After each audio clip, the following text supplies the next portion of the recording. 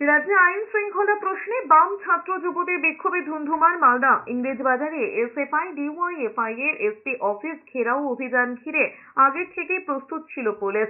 বাঁশের উঁচু ব্যারিকেড তৈরি করা হয়। মীনাক্ষী মুখোপাধ্যায়ের নেতৃত্বে বাম ছাত্রদের মিছিল সেখানে পৌঁছতে উত্তপ্ত হয়ে ওঠে পরিস্থিতি।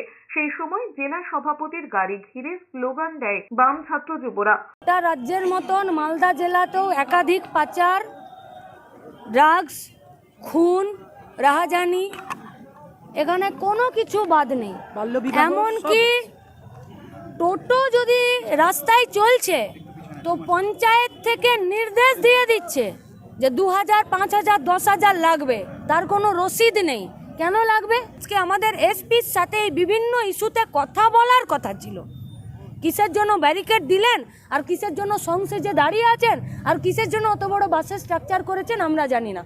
অন্যদিকে পাবলিক সার্ভিস কমিশনের মাধ্যমে বেকার যুবক যুবতীদের স্বচ্ছভাবে নিয়োগের দাবিতে ডিএম অফিসে স্মারকলিপি জমা ঘিরে উত্তপ্ত হয়ে ওঠে হাওড়াও।